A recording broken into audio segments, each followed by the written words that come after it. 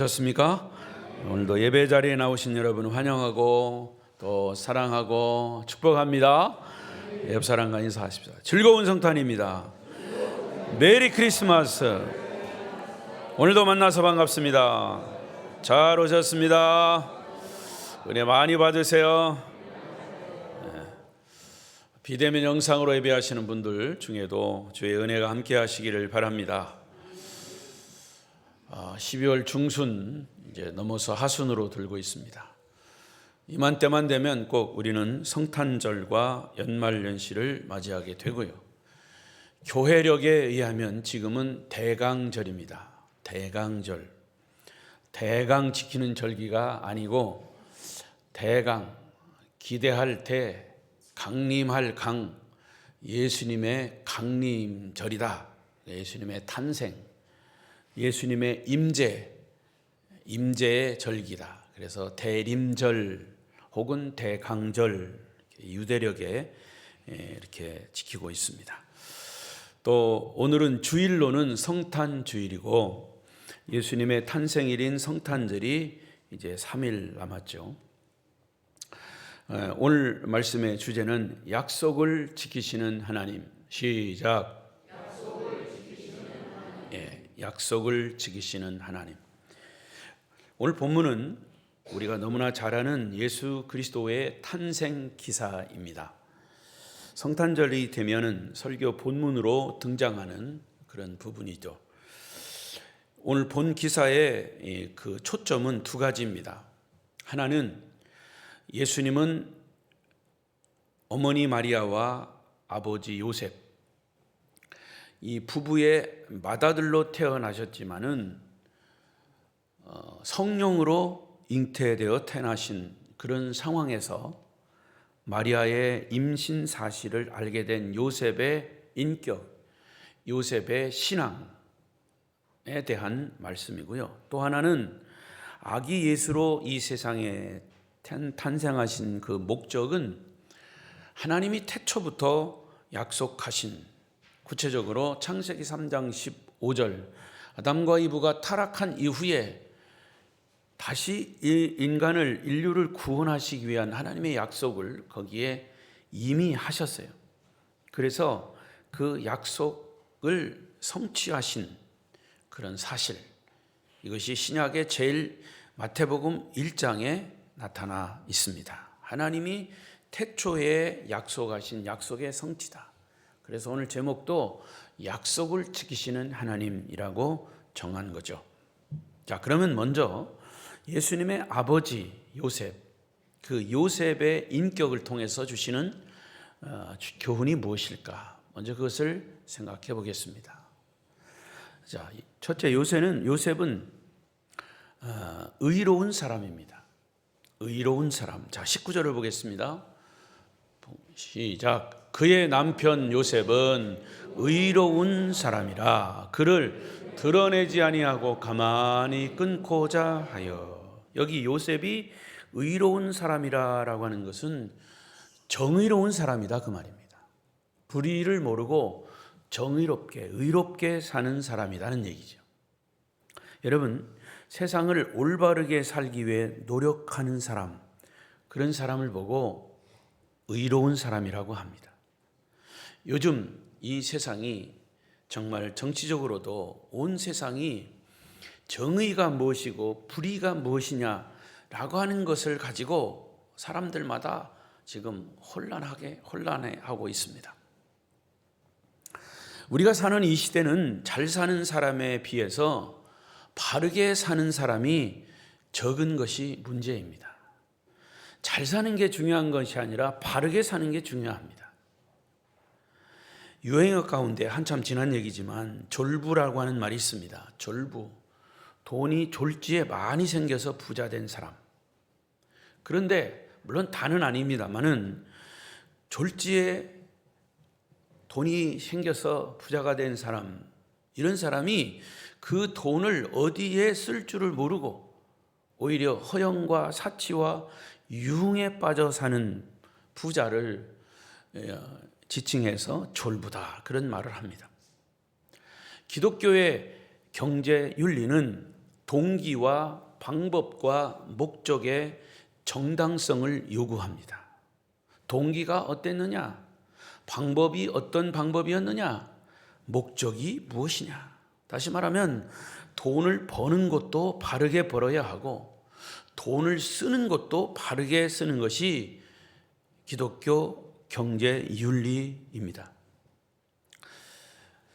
한참 지난 얘기입니다만은 옛날 우리나라 소설에 의적 홍길동이 있습니다.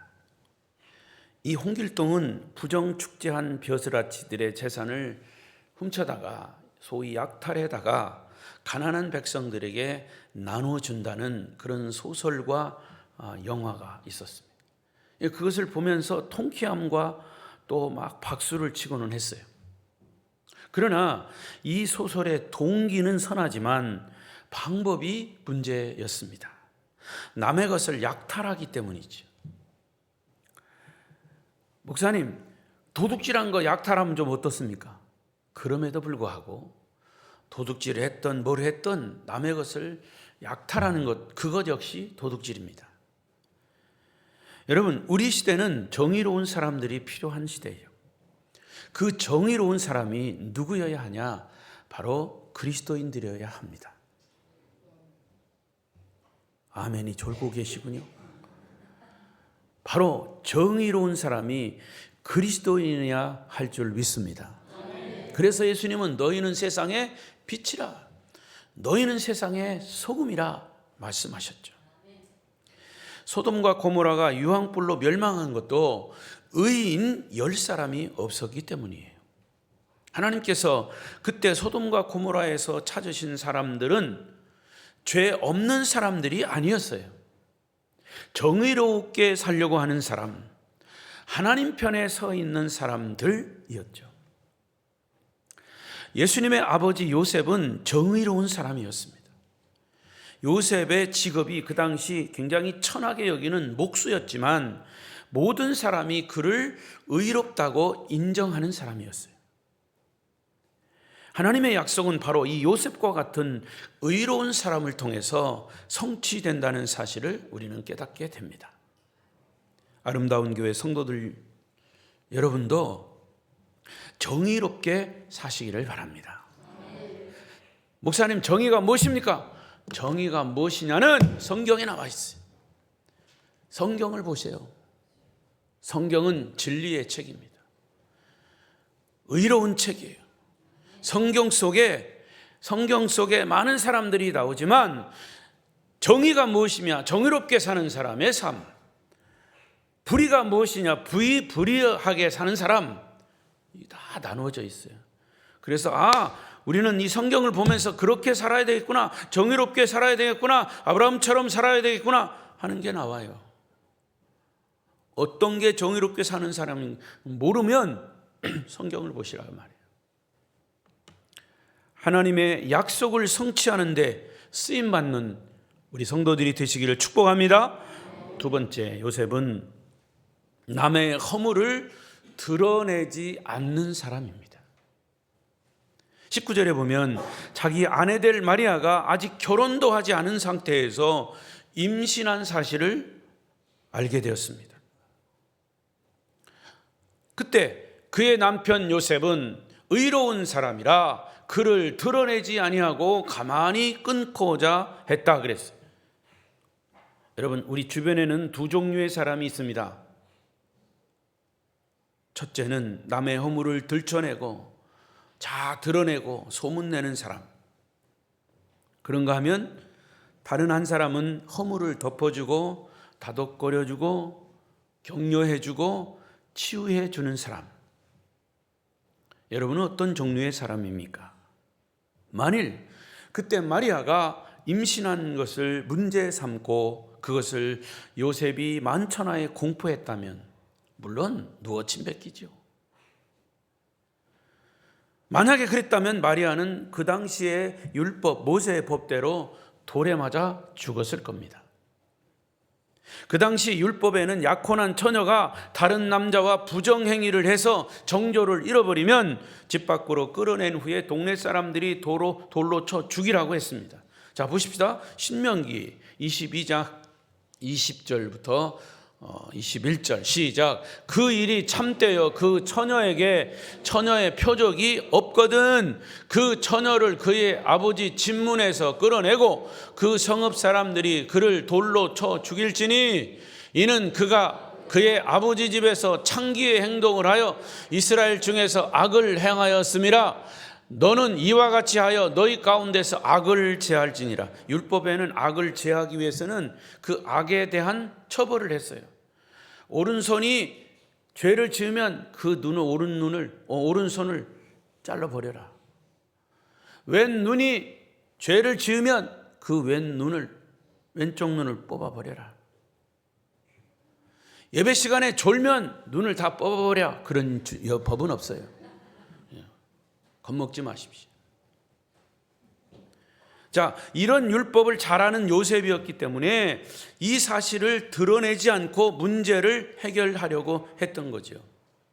마리아의 허물을 드러내지 않고 싶었습니다. 저는 이 검정색 계통이나 이 짙은 곤색, 지금도 짙은 곤색 계통의 양복을 즐겨 입습니다. 그것도 설교할 때 막 제가 빨간 옷을 입고 나왔으면 이상하겠죠. 빨간 넥타이는 맸습니다.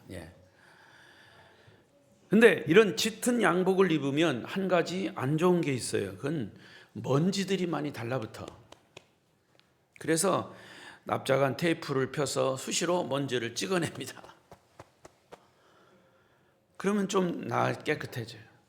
조금 더 또 있으면 또 어디서 묻었는지 하얀 털이 또 막 붙고 지저분한 것이 쉴 새 없이 붙어 있습니다. 그러면 또 테이프로 뜯어내기도 하고 솔로 이렇게 털어내기도 합니다. 무슨 얘기냐 하면 여러분, 털어서 먼지 안 나는 사람이 없다 하는 옛사람들의 속담의 뜻을 깨닫습니다. 또 남의 옷에 먼지 묻었다고 이 손가락질 할 일이 아니구나 라는 것을 깨닫습니다.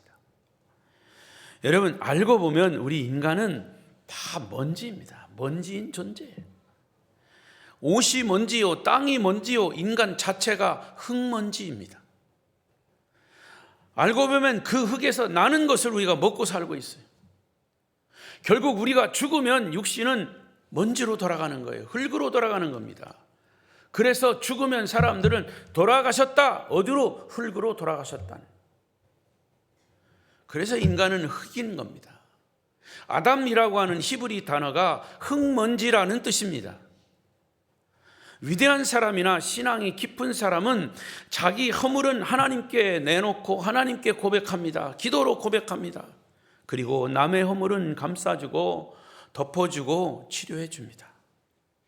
이게 의인이에요. 요셉은 마리아의 허물을 드러내지 않고 감싸줌으로 문제를 해결한 사람이에요. 여러분, 남의 허물 들춰내고 남의 허물 떠버리고 그런 거 좋아하지 마세요. 그러면 그 허물이 여러분 들춰내는 사람에게 다시 허물이 되는 거. 먼지가 다시 자기에게 붙듯이. 오히려 남의 허물을 들춰내지 말고 감싸주고 위로해주고 격려해 주시기를 바랍니다. 세 번째, 요셉은 생각이 깊은 사람이었어요. 20절을 보십시다. 20절 시작. 이 일을 생각할 때에 주의 사자가 현몽하여 이르되 다윗의 자손 요셉아, 네 아내 마리아 데려오기를 무서워하지 말라. 그에게 잉태된 자는 성령으로 된 것이라. 여기서 이 일을 생각할 때에 그랬어요. 요셉은 자기 약혼자가 갑자기 임신했다는 소식을 들었을 때 얼마나 괴로웠겠습니까? 충격과 함께 괴로웠어요. 목수 생활로 겨우 먹고 살아가는 총각이 장가들기 위해서 약혼하고 결혼 날짜를 기다리고 있는데 약혼녀가 어느 날 갑자기 누구 아이인지도 모르는 임신을 했다니 충격과 배신감이 얼마나 컸겠습니까?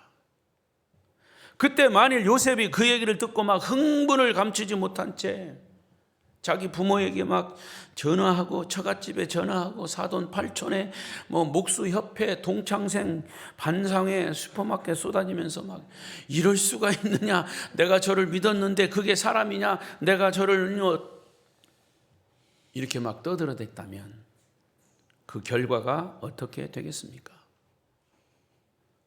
그야말로 마리아는 밖으로 질질 끌려나가서 돌에 맞아 죽었을 것이고, 요셉 자신은 온 망신과 수모를 당했을 것이.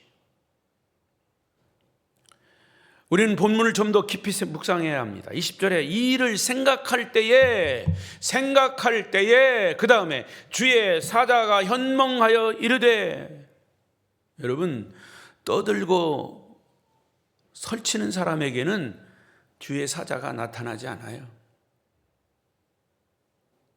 묵상하고 생각하고 참고 인내하는 사람, 그게 그리스도인이라면 주님 앞에 나와서 기도하는 사람에게 주님이 나타나시는 거예요. 말씀이 생각나시는 거예요. 그런 사람은 성령의 고요하고 세미한 음성을 들을 수가 있습니다.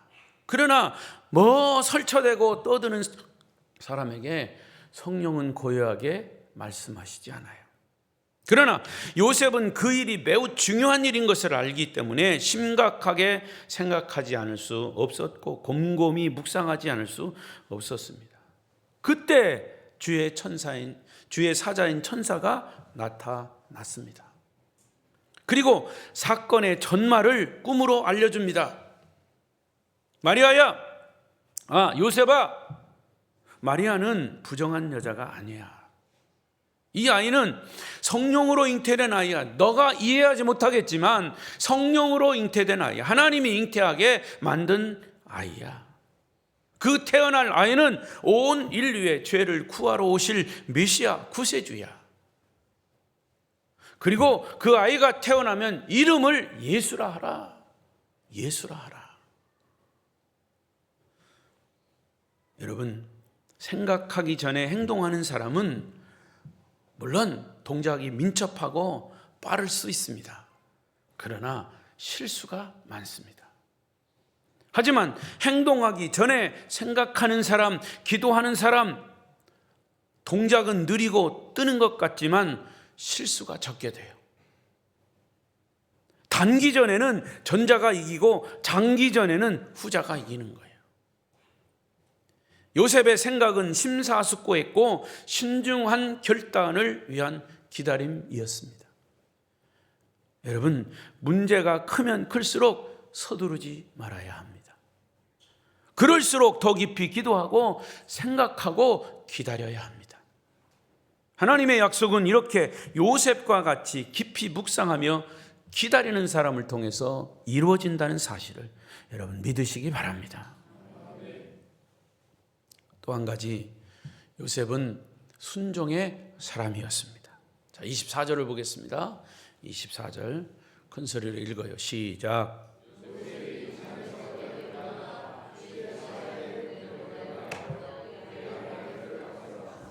여기 보니까 주의 사자의 분부대로 행하였다.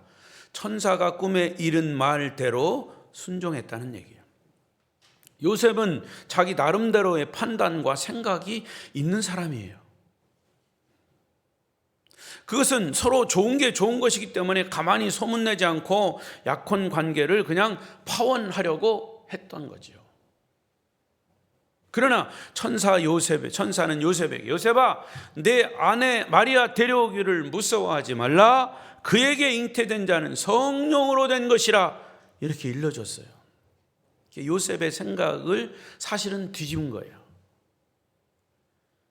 근데 바로 그 순간이 중요한 순간이, 내 뜻이나 내 판단대로 밀고 나가느냐, 아니면 그것을 내려놓고 주의 뜻을 따르느냐, 이것을 결정해야 하기 때문에 그 순간이 중요한 겁니다. 요셉은 성령께서 말씀하신 것을 순종하기로 결정했습니다. 자기의 생각을 내려놓은 겁니다. 내려놨어요. 여러분, 자기의 생각을 내려놓는다는 게 얼마나 이게 자존심 상하고 그런데 특히 신앙인들은 하나님의 말씀, 하나님의 뜻이 올바른 것을 알면서도 내 생각을 고집하는 경우가 있어요. 그때 내 생각을 내려놓기가 힘들단 말이죠. 바로 이 부분이 요셉의 신앙이 최절정을 이루는 부분입니다. 여러분, 신앙이 좋다든지 예수를 잘 믿는다는 것은 다른 게 아니에요. 하나님의 뜻을 잘 분별해서 그 뜻을 순종하느냐 순종하지 않느냐 하는 것입니다. 천국에서 전화가 온 모양이네. 빨리 받아봐요, 누군가.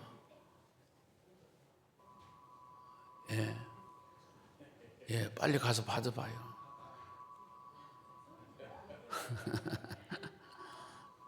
계속 울리면 나 설교 못해요. 자, 여러분, 예수를 잘 믿는다는 것은 하나님의 뜻을 잘 분별해서 뜻에 순종하는 거예요. 믿습니다, 믿습니다 수백 번 외쳐도 순종하지 않으면 그 신앙은 가짜예요. 입으로만 믿습니다 해놓고 진짜 믿을 때는 안 믿는 거는 가짜 아니에요? 그러나 요셉처럼 나의 지금 형편과 처지에 상관없이 자존심과 체면이 구겨져도 이게 주님의 뜻이라면 묵묵히 순종하는 것이 진짜 그리스도인이며 진짜 신앙인 것이죠.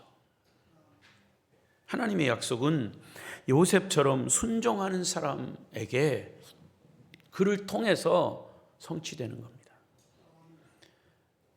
여러분들을 통해서 주님의 뜻이 성취되시기를 바랍니다. 이제 크게 두 번째로 예수님이 오신 목적을 여기에 기록했습니다.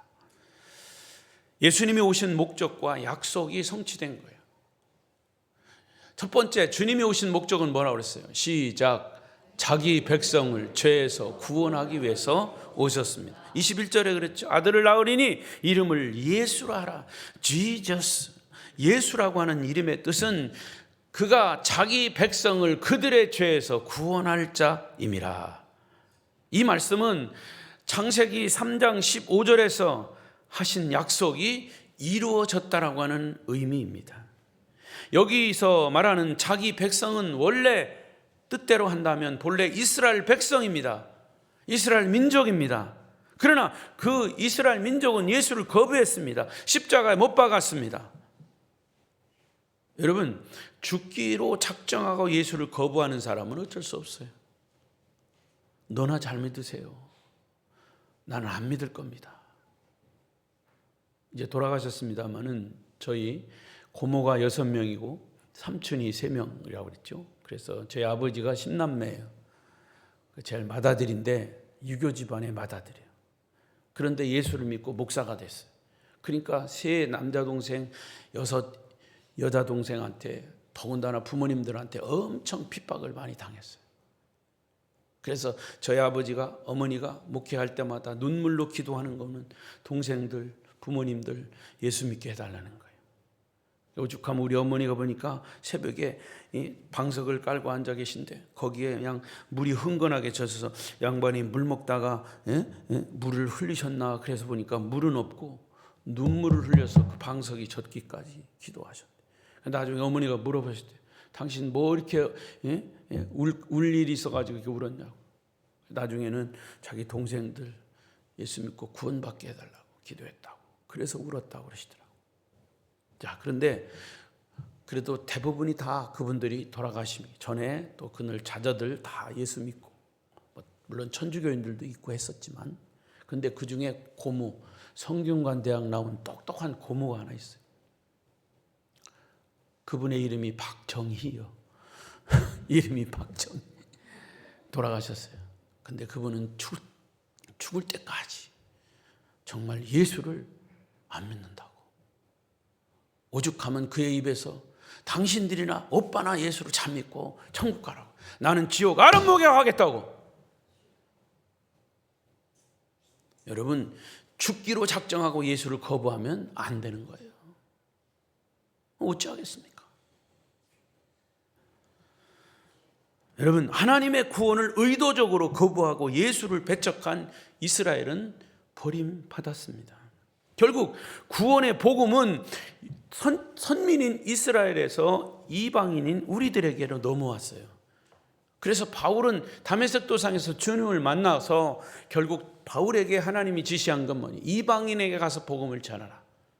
사도행전의 역사를 우리가 지금 또 이 새벽 기도에 계속하고 있습니다만은, 사도행전의 역사는 이방인에게 사도들이 복음을 전한 역사예요. 그래서 결국에는 이방인인 우리에게로 복음이 넘어왔어요. 그 이후로 하나님의 백성, 자기 백성이라고 하는 이 의미가, 개념이 달라진 거죠. 자기 백성, 하나님이 자기 백성이라고 하는 것은 유대 백성을, 유대 민족을 일컬은 것이 아니라 전 세계 지구촌에 살고 있는 모든 사람들이 다 자기 백성인 것이죠. 이 자기 백성 속에 저와 여러분이 들어 있습니다. 예수님은 전 인류를 구원하기 위해서 이 땅에 인간으로 태어나신 것이죠. 그러면 이스라엘 백성, 버림받은 저 이스라엘 백성 구원받을 대상에서 제외됐느냐? 아니에요. 그들 역시 구원받아야 할 대상입니다. 오히려 그들이 주님께로 온전하게 돌아올 때 예수님은 다시 재림하신다고 했어요. 할렐루야. 이것이 성경의 원리예요. 그래서 back to 예루살렘 하는 겁니다. 복음은 다시 시작된 유대에서 돌아 세계를 돌아 많은 사람들에게, 이방인에게까지 복음이 전해지고 다시 유대인들을 구원하기 위해서 복음은 서진하고 있습니다. 그래서 유대인들이 다시 예수님을 구세주로 인정하고 믿을 때 주님은 이 땅에 재림하시는 겁니다. 결국 예수님은 그들을 구원하기 위해서 이 땅에 아기 예수, 초림 예수로 오신 것이죠. 여러분, 기독교와 불교의 다른 점이 많지만 그 중에 하나는, 기독교는 자신의 힘으로는 구원받지 못하고 오직 예수 그리스도의 이름으로 구원받는다는 것이고, 불교는 자신의 노력으로 구원을 받는다는 점이 다른 거죠. 불교는 자력 구원이고 기독교는 타력 구원이에요. 얼핏 들으면 불교의 구원관이 더 쉽고 좋을 것 같지만, 그러나 자기 힘으로 자기 문제를 해결한다든지 구원을 한다는 것은 원칙적으로 불가능해요. 예를 들면 저보다 머리칼이 없은 분들에게는 미안합니다만은 제 머리카락은 제 것입니다. 그런데 저도 주변 머리는 안 빠지는데 가운데 머리가 자꾸 빠져요. 젊었을 때는 가운데 머리도 다시 났어요. 빠지면 또 다시 나오고 했는데 이제는 더 안 나오더라고요. 제 힘으로는 머리카락 하나 빠지는 것, 다시 나는 것, 이거 어떻게 할 수가 없어요. 내 키를 한 자나 더 할 수 있느냐? 우리 집사람 키 얘기 자주 하는데 별 수 없어요. 우리 엄마는 나보고 그냥 한국의 스탠다드라고 했으니까. 아무리 내가 키를 잘하려고 해도, 아무리 구두를 높이 신어도 구두 벗으면 똑같지 구원도 마찬가지. 오직 예수 그리스도만을 구세주로 영접해야만 구원받고, 안 믿으면 지옥 가는 거예요. 이것이 복음인 거죠. 이것이 예수님이 오신 목적이고 태초에 하나님이 하신 약속의 성취인 것입니다. 하나님의 약속은 반드시 성취됩니다. 하나님은 약속을 반드시 성취하시는 분이심을 믿으시기 바랍니다. 그래서 성경을 약속의 책이라고 그랬어요. 옛 약속, 구약, Old Testament.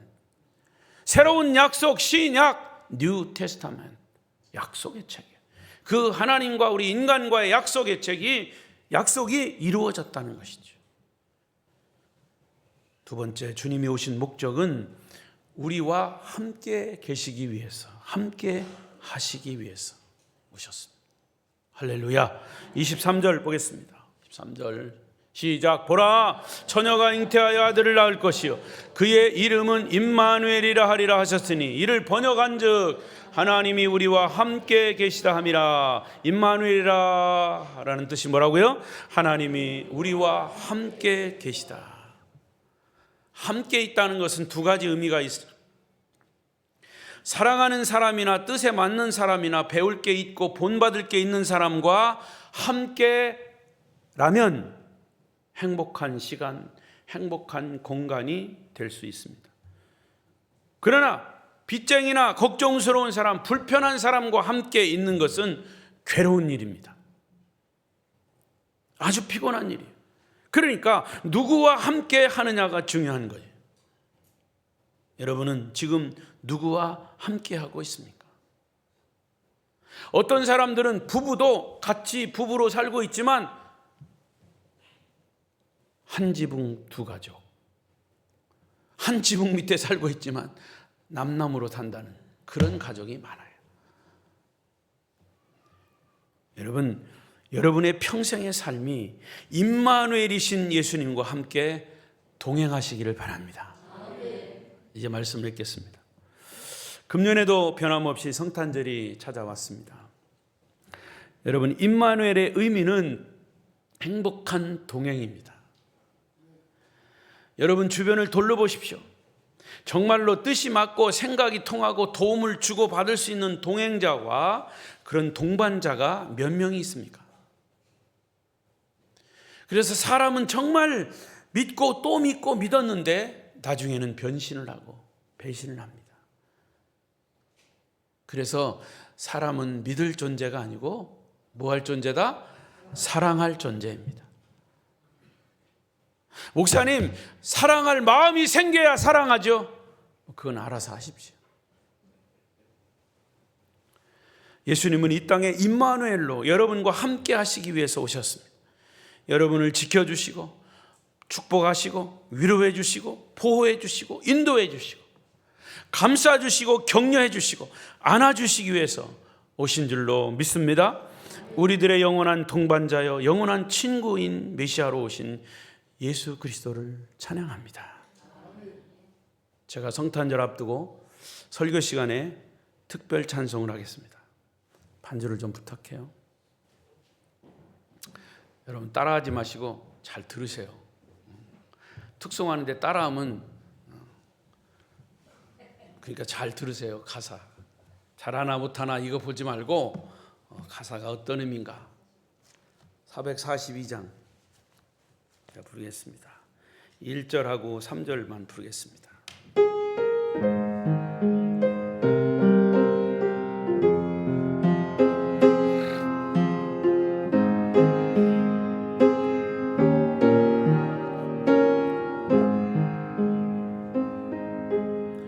저 장미꽃 위에 있을 아직 맺혀 있는 그때에 귀에 흐르니 소리 들리니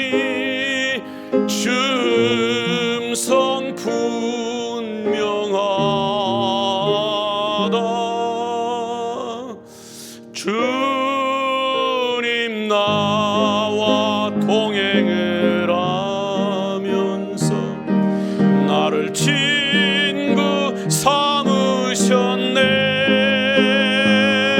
우리 서로 받은 그 기쁨은 알 사람이 없도다. 밤 깊도록 동산 안에 주와 함께 있으려 하나. 괴로운 세상에 할 일 많아서 날 가라명하신다. 주님 나와 동행을 하면서 나를 친구 삼으셨네. 우리 서로 받은 그 기쁨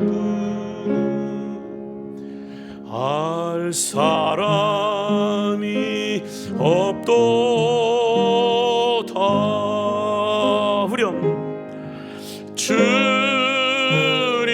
나와 동행을 하면서 나를 친구 삼으셨네.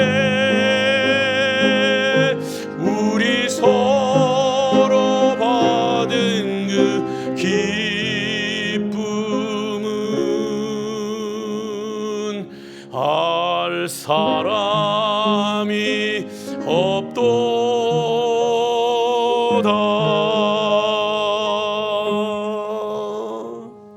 아멘. 하나님께 영광. 예수님은 승천하시기 전에 우리에게 마지막 하신 명령이 내가 세상 끝날까지 너희와 항상 함께 있으리라. 임마누엘로 우리를 격려하셨습니다. 그리고 약속하셨습니다. 여러분, 하나님은 우리와 약속하신 것을 지키시는 분이십니다. 그리고 지금도 지키시고 있고 앞으로도 지키실 것입니다. 이 성탄의 계절에 여러분의 삶은 영원토록 주님과 함께 동행하는 그런 행복한 삶이 되시기를 바랍니다. 기도하십시다.